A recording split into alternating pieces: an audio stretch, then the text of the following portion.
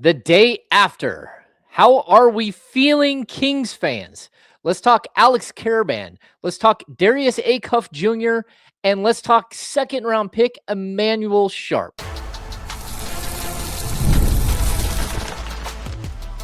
You are Locked On Kings, your daily Sacramento Kings podcast, part of the Locked On Podcast Network. Your team every day. Welcome in. I am James Hammer, Kings Insider for ESPN 1320, the Kings Beat, and host of Locked On Kings. Busy show today. The Kings added Alex Karaban. We're going to talk about that in the first block. We got tons of video. The Kings also, we got to talk about Scott Perry about Darius Acuff Jr. We'll talk about that in the second block. And then lastly, the Kings in the second round of the 2026 NBA draft selected Emanuel Sharp out of Houston. So let's dive right in. We got all kinds of things to work on. Look, the way the draft played out last night was pretty wild on Tuesday night, whenever you're watching this, listening to it. When the Acuff pick was in, I had responsibilities like Locked On Hits and producing a podcast. Once we were done there, it was straight to the belly of Golden One Center to talk to Darius Acuff Jr. via Zoom. I don't love the Zoom video, so we're going to hold off and do a little bit more video with Darius Acuff Jr. when he comes in, probably early next week for his post-draft interview. We'll also have a build-up to things like the California Classic. We should actually have like a mini camp next week and everything else. But we were so busy doing everything else that when I had already posted the podcast, the Kings actually traded for Alex Karaban. They actually did more than just trade for Alex Karaban. They took the 34th pick in the second round. They added their 2032 second round pick, and that got them to move up to number 29, where Karaban was sitting right there for them to take. I think it's really, really interesting, the Karaban pickup. Like we had Karaban through for a pre-draft workout. We'll get to some of that video in just a minute. But let's just call him the connector, because after drafting Darius Acuff, the Kings used that 29th pick to select Karaban. And, he played 4 years at UConn. He is a really, really interesting case study. Again, 4 years at UConn, he went to the national championship game 3 times and he won it twice. So we're talking about a guy who is a winner. We haven't done a deep dive on him, even though he did come through and hang out and chat with us earlier in the pre-draft workout phase. But here are the basics, since we haven't done that already. He measured in at 6'6" 3/4, 225 pounds at the combine. The height, it was a little concerning to me because it puts him at like a 6'8" power forward with shoes on. But he did boast a 6'11" wingspan. So at least he's a plus like 4 in the height to wingspan ratio, which is really good. And something that I'm sure will actually help him at the pro level.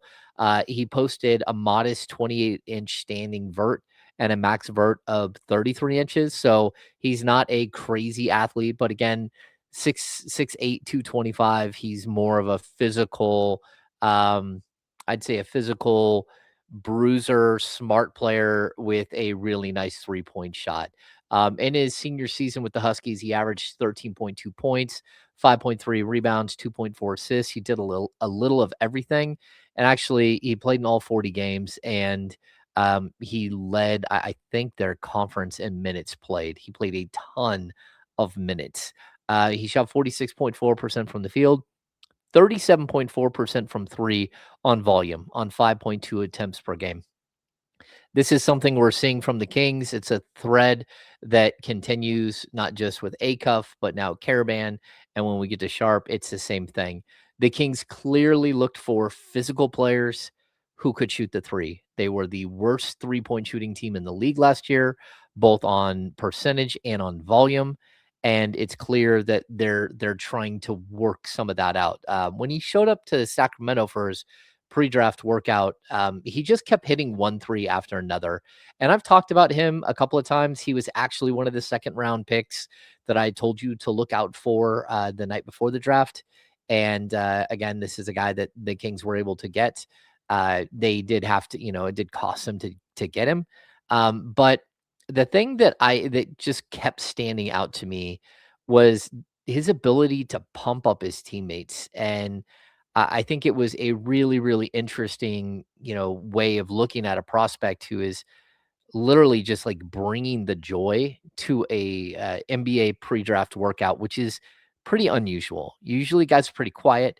They're nervous. They're in a building they haven't been in before. Sometimes they're playing with players they've never played with before. Clearly, they've never worked with a coaching staff or any of the other people there. So it's a bit of an awkward interview process where you're kind of put under a magnifying glass. So what I'm going to do now, I'm going to run a clip of Alex Karaban in his his post workout interview, because I think it really stood out. And let's dive into that first. The draft is kind of changing, where there are guys like yourself who, 4-year, 5-year, 6-year guys coming out. Is that kind of cool to be able to develop longer at the college level, the NIL stuff and all that? Yeah, definitely. I think had I not gone back to UConn a couple times that I did, I don't think I'd be ready for this process as I am right now. And I think I've made huge jumps staying at UConn for 4 years, just being developed under Coach Hurley and really putting my best foot forward into the NBA process right now. So I think it's great. I think it's great for guys to do. I think it's great if you're in the right program and have the right mentality towards everything. I think it's worth it. Watching you out here, really like giving your teammates like a lot of positive feedback while they were shooting threes and stuff. Is that part of who you are? You're one of the glue guys? Absolutely. I mean, that's what I'm trying to sell the teams right now, is be a connector, be someone that does the little things to help the team win, but also using my leadership experience as well. I mean, I've played with so many great teammates and so many talented guys that if it's their night or they need confidence, I'm there for them, and just trying to always be a positive light on the court. Do you think playing in big games throughout pretty much your entire college career has helped you with the nerves aspect of this whole pre-draft process? Yeah, I mean, playing in 3 national championship games, I mean, there's no real stage that's bigger than that. So really, at least compared to the draft process. So really just letting your nerves down, being yourself. I mean, everyone within the organizations knows who you are and the type of player you are. So at the end of the day, you're just going to go out there, be yourself, be confident who you are, and really just not let the nerves affect you. All right.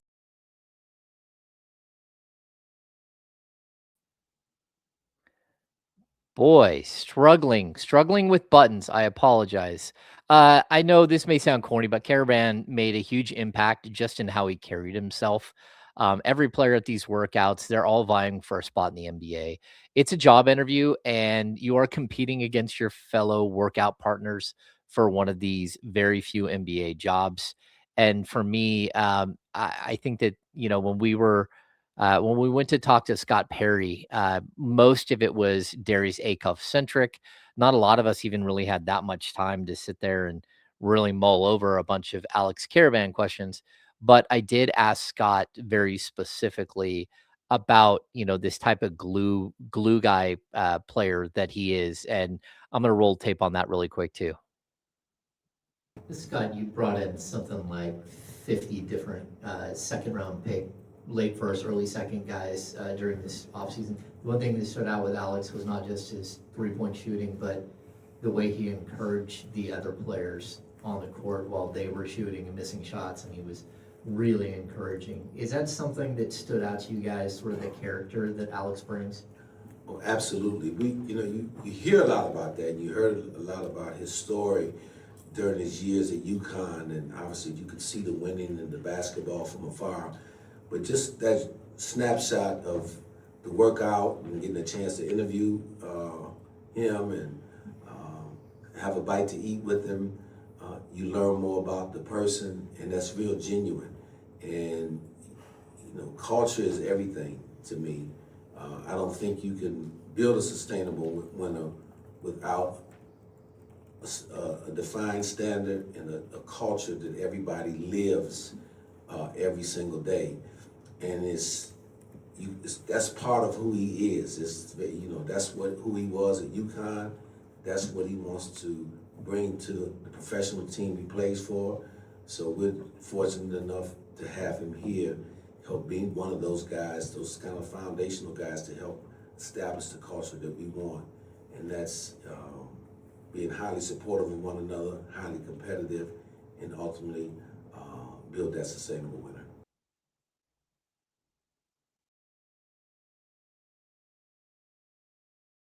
All right. Sorry. We'll figure this out as we go along. Look, we'll have more of a comprehensive look at Karaban and how he fits in the coming days. The team will have another press conference introducing Karaban and Acuff, and probably even at this point Sharp early next week, and we'll have more of a conversation about who Alex Karaban is. What you should know, though, just briefly, the Kings landed a big time shooter, a high character guy, a connector, and an NBA ready player. It doesn't matter that he'll turn 24 during his rookie season.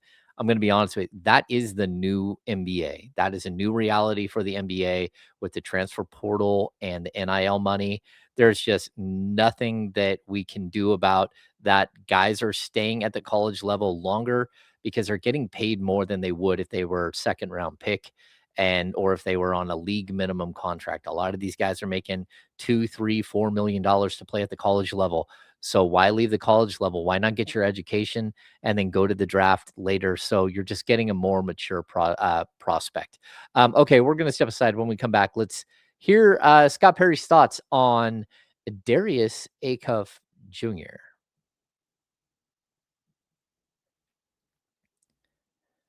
Workplace chaos can show up fast. That's where Indeed Sponsored Jobs comes in. Indeed Sponsored Jobs helps you reach candidates who actually fit what you're looking for based on skill, experience, and location. Finding the right person can make all the difference, whether it's building a business or building a winning team. Some of the best moves organizations make aren't always the splashiest ones. Sometimes it's finding a person who fits exactly what the team needs at the right moment. That's what stood out to me when the Kings moved back in the first round and drafted Alex Karaban.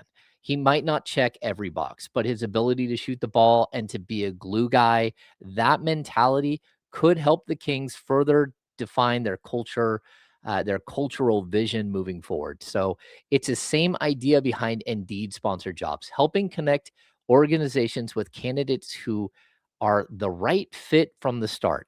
Spend less time searching and more time actually interviewing candidates who check all your boxes. Less stress, less time, more results. When you need the right person to cut through the chaos, this is a job for Indeed Sponsored Jobs. And listeners of this show will get a $75 sponsored job credit to help you get your job, the premium status it deserves at Indeed.com/podcast. Just go to Indeed.com/podcast right now and support our show by saying you heard about Indeed on this podcast. Indeed.com/podcast.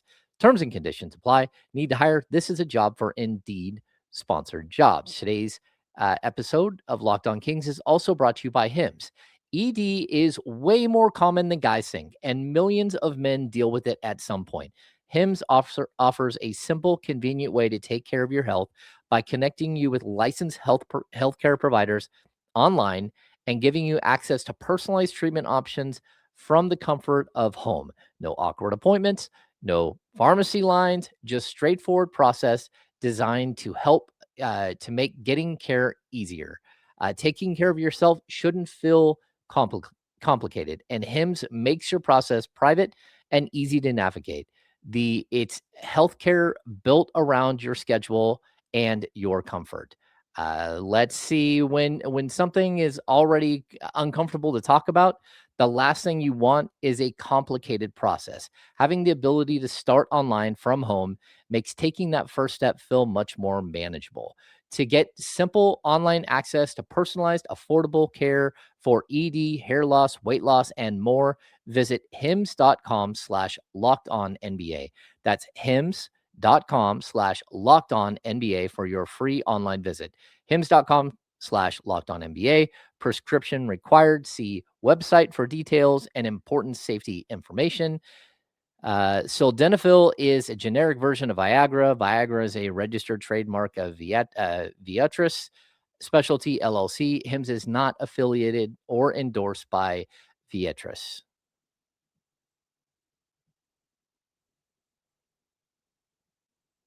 All right, get your daily Sacramento Kings fix completely ad-free by joining the Everydayer Club today. Start your 7-day free trial right now and get closer to your team without the interruptions.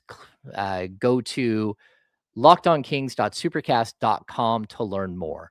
All right, Scott Perry got his man in Darius Acuff. There were some tense moments. The Nets, according to sources that I had, they made the Kings sweat a little bit at number 6 before eventually deciding on taking Michael Brown Jr. When it was all said and done, Perry's patience won out. I was able to ask Scott about the waiting game during his press conference last night, and I want to roll that answer right now. Yeah, Scott.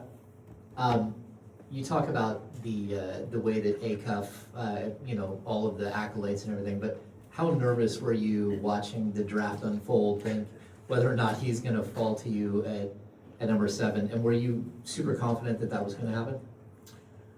Well, first of all, I just want to make a comment about the draft overall tonight. I think this is one of the deeper drafts in my 26 years in NBA where you knew there were a lot of high-quality players, and in particular, a lot of high-quality point guards. Obviously, Darius is one that as we went through a lot of evaluations and talks back and forth and debates back and forth, who we settled on, who we felt and believed in was the best point guard fit for us. So there's always some tense moments, but I've been around long enough. You control what you can control, and so there were 6 other teams that were selected above us.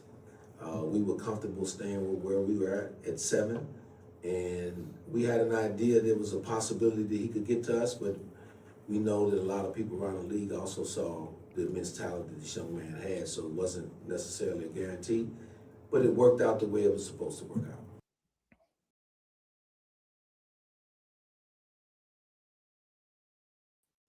All right. It worked out the way it was supposed to work out. Good line by Scott Perry. The biggest question regarding Acuff is his defense.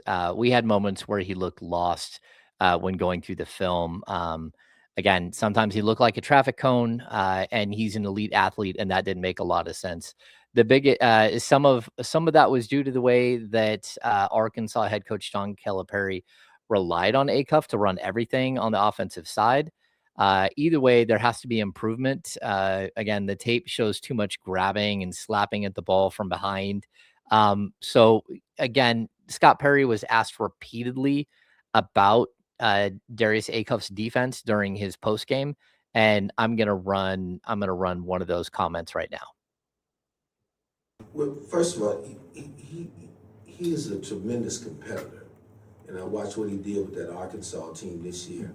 I was fortunate enough to actually watch him a couple of years ago out of USA Basketball when I was not working in the league and I was working at ESPN, and I spoke to a young group that had all the top prospects out there. And just the way he went about his business then at even a younger age, back down for no one, has a lot of skills. He's a player that can score at all 3 levels. He can get to the basket. He can score in the mid-range. He can obviously shoot the 3-point shot very effectively. And he can get teammates involved. He's a very good passer.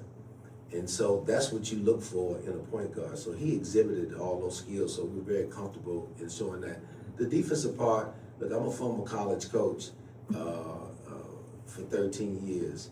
And when you have a high usage guy like that on offense, sometimes he's not going to always be on the best guys, but he's more than capable of defending. When you get a young man like this who's highly competitive, who wants to be successful, he will figure out how to defend well enough at this level. So I'm pretty confident in that. Most of the guys that are getting drafted at the top of the draft all have to get better defensively. You got to learn this league. So that's something that I'm very comfortable and confident that he will be able to do.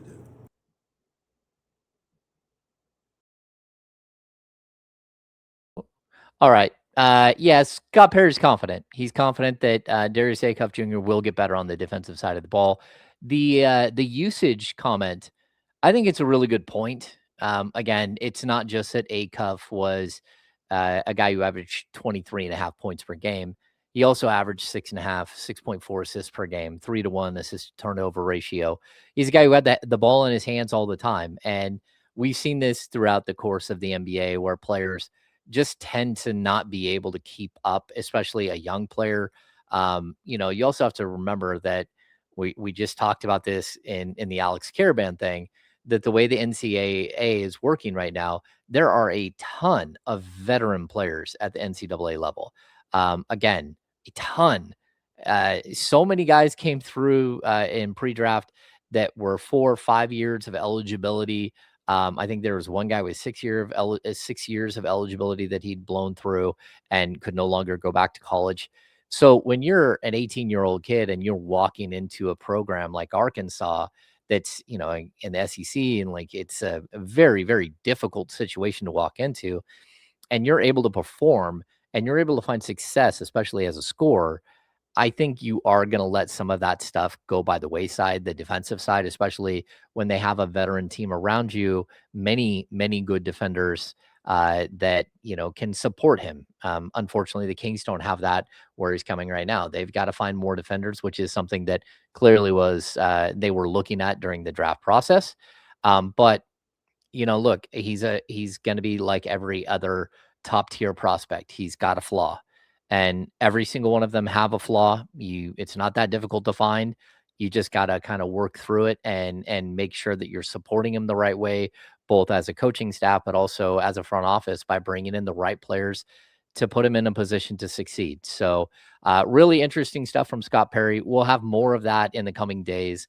Again, we're going to talk to Karaban, to Acuff, to probably all of these guys early next week. And we'll kind of, again, break down some of this stuff again, because I do think Acuff needs to answer while people are staring at him in an actual room, not via Zoom, about, how he will improve as a defensive player. And so it should be interesting. All right, we're going to step aside. When we come back, the Sacramento Kings had 2 second-round picks. They traded one, the number 34. But with the 45th pick, they actually made a selection, and kind of goes along this same exact theme. All right, we will step aside, and when we come back, we'll touch base on all of that.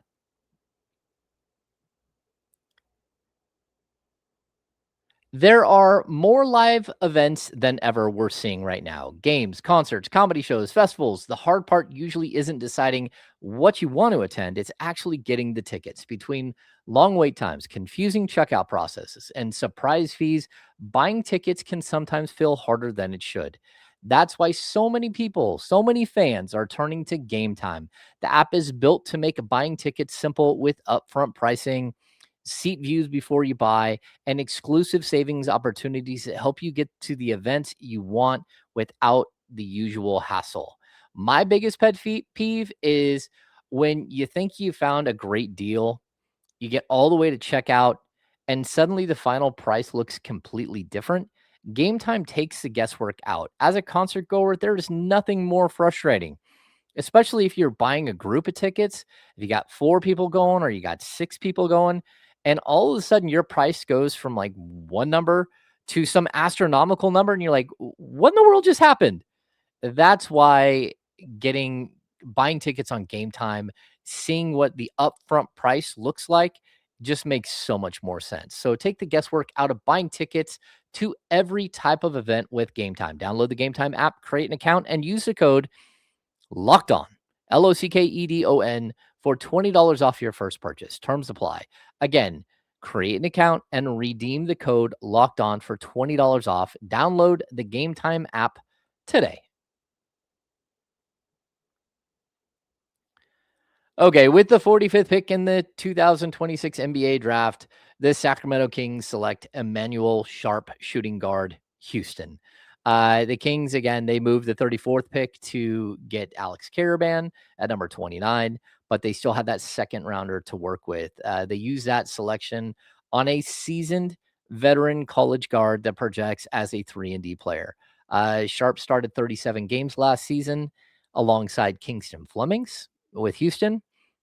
He's a player that, of course, Kingston Flemings went the pick after Darius Acuff went with the Kings pick. And look, if Darius Acuff was off the board, it sounds very much so like Kingston Flemings was the next pick for the Kings. Sharp measured in at the combine at 6'2 3/4, 208 pounds, which is a pretty good size guard at the combine. That 6'2 3/4 is without shoes. So again, we're talking about a 6'4" guard, but 208. So he literally weighs like 22 pounds more than Darius Acuff. He is a good size guard. I actually missed his workout in Sacramento. He was either the first or second workout. I was still recovering from my initial shoulder surgery, so I did not get to see him. But he measured in with a 6'3" wingspan, which isn't anything to write home about. But this is a player that knows a role and can get physical. And that's something that, I think we're starting to see, whether it was the signing of Precious Achiuwa and the signing of Russell Westbrook late last year, right before the season, or, into the season like Precious. Again, Alex Karaban, even the physicality we've seen on the offensive end from Darius Acuff. Scott Perry wants a physical team, and that's something that he's trying to build out. So in his final year at the NCAA level, Sharp averaged 15.5 points, 3 rebounds, 1.7 assists, 1.2 steals per game. He shot 41.3% from the field and 37.2% from 3 on 7.1 attempts per game. The 3-point percentage was down from his previous year. He shot 40.7 the previous year, and as the volume went up, as adjustments were made at Houston, playing alongside a different guard and everything else, his 3-point percentage dipped a little bit. He also shot 89.1% from the line. So that tells you that there's a good chance he's going to be a pretty strong 3-point shooter at the next level. The Kings brought in a pack of guards, a ton of them, in this exact mold during the build up to the draft. I would note that both Karaban and Sharp, of all the guards and of all the players, of all the second round, late first, early second, mid second, undrafted guys that they brought in, these were two of the few that only played at one college. And that kind of stands out to me. I don't know if it's end all be all, but it's something I would like to ask Scott Perry about, because I think it's a little strange when you look at all of the other players that came through. Again, like Ryan Conwell, I believe, played at 4 different schools. There was one guy who played at 5 different schools, and then one player, I think, that played at 4 different schools, and then JC level. There's a lot of different, players that bounce around the league. But what I do think is we're starting to see this type of player, the seasoned veteran player that can step in and help a team. And look, I think right now Sacramento has a crowded backcourt, but that's as of today. There's a lot that's going to happen. Adding depth at the 2, whether it's on a 2-way contract or it's a regular contract, we don't know yet. But adding depth at the 2 is probably a really smart thing to do, especially with the uncertainty to guys like Zach LaVine and DeMar DeRozan and Malik Monk and Devin Carter. That's a lot of guards that may or may not be on this team. Even, if you want to say that DeRozan is a forward, okay, but he did play some guard last year. It's still a lot of players that may or may not be back. So I think the question that Kings fans should probably be asking about this exact player, Emanuel Sharp, is can he be a Keon Ellis type? And I think, first of all, he outweighs Keon by a ton. So he's going to be a little bit stronger fighting through screens and stuff like that. I do think maybe is the answer. And if we go back to the trade deadline and realize that Scott Perry had already been, really deep into draft prep, and very well could have understood at that point that this season's draft class, specifically when it comes to mature guards, was extremely deep, and replacing Keon Ellis might not be easy. But then again, there are a lot of guards out there that you might be able to turn into the next Keon Ellis. On top of that, the G League is filled with guys like that who are waiting for opportunities. The one thing about Keon is when he got an opportunity in Sacramento, he took care of it. So again, we have no idea if Sharp's going to be on a regular contract or a 2-way. Again, he's a 45th pick, so there's nothing that says he'll be on a regular contract. It's kind of like up in the air. But the Kings do have a couple of two-ways available. They also have a couple of roster spots, so we'll see how they figure it out in the end. This is going to be an interesting couple of weeks. And again, we're going to have you covered every single day as the Kings, morph this roster and try to do things a little differently than before. Next week is going to be a really important week for the Kings. It's going to be the buildup to the California Classic and Las Vegas Summer League. So again, we will get these prospects in. We'll have another conversation with Scott Perry. It'll be kind of an interesting week. We'll probably have a couple of conversations with Doug Christie. And we still don't know who's going to run the Summer League squad, which of the coaches will do that, especially this year. Since last year, I think Dip Mystery was the one who was in charge of the Summer League roster, and he's no longer on the staff. So we're gonna have to wait and see who gets that job for this summer. And then, again, if they have a mini camp next week building up to the California Classic, we'll have that. And if you're so inclined, you want to go see Darius Acuff and you want to see Alex Karaban and you want to see Emanuel Sharp, you got an opportunity. A week from Saturday, the California Classic starts the 4th, 5th, and 6th. I don't love that it's on the 4th of July to start. That's a day I like to have a good time out here on the lake. But we'll see what happens. So, all right, that's going to do it for today's show. There's going to be a lot of things going on, so I would recommend that you follow me on Twitter at James_Ham NBA. It's a good way to just keep in touch with everything that's happening as it rolls out quickly. You can find me on Blue Sky at this same exact, moniker. So thanks for tuning in. Make sure to subscribe and follow Locked On Kings so you get all of the latest episodes. Hit the notification button so you can get an alert when we post. Jump in the comment section. Comment section went crazy yesterday. Thanks everybody for tuning in. It was a busy show. And if you never miss an episode, the Everydayer Club is built for you. Get Locked On Kings ad-free, plus members only Discord access and more. Head to lockedonkings.supercast.com to join the club. For those of you on video, we send you to the first ever 24/7 national NBA YouTube channel. On audio, make sure to make your second listen of the day NBA Game Night on Locked On Kings. Hey, we'll see you tomorrow. We got one more show this week, and then we can take a breath for a second, but not very long.